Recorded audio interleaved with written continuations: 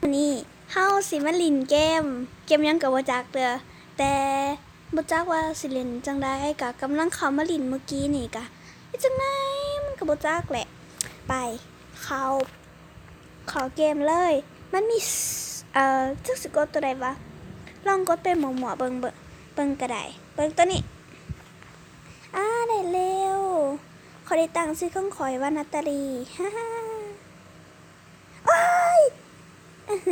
เกือบโอ้ยมีคนตาย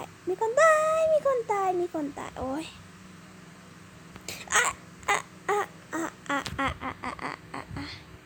แพ้เด็กน้อยเฉยเลย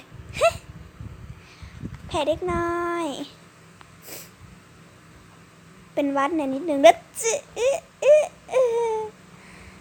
ซื้อจะได้นี่โจ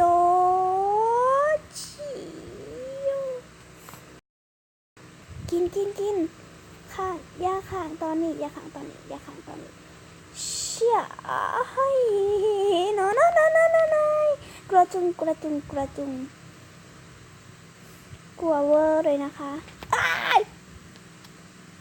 สิบอกให้ว่าคอยนี่กระเป๋าไทยแต่นิดนึงนั่นแหละส่วนได้กับมักสิติดไทยกะมันมียังไงสาวเว้ยไปว่าเล่าออกไทยแน่เลยจ้าอยู่เชียอุ้ยสิวเฉียดว้ายโทรศัพท์จะขาดเด้อไปตะยานอิลิฟไร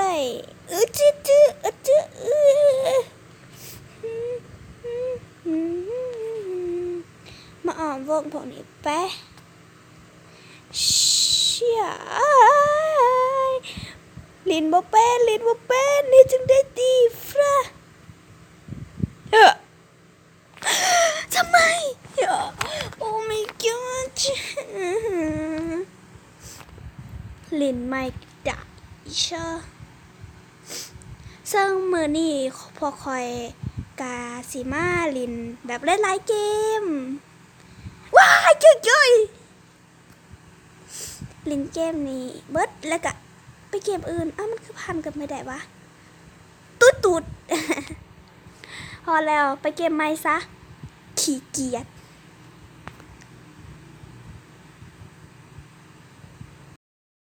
เข้ามานี่เกมพวกนี้คอยกะลินร้ายเกมอยู่ดอกแต่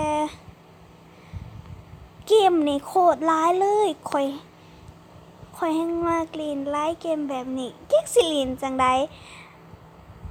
ขั้นสารให้แบบว่าค่อยๆเป็นค่อยๆไปเด้อบัดถ้าคลิปใหม่สิมาเฮ็ดเกมแบบพวกนี้เด้อสำหรับวันนี้ขอลาไปก่อนอุ๊ยลืมไปถ้าอยากให้ข่อยเว้าไทยก็เว้าได้เดี๋ยวข่อยสิเว้าไทยให้เด้อบ๊ายบาย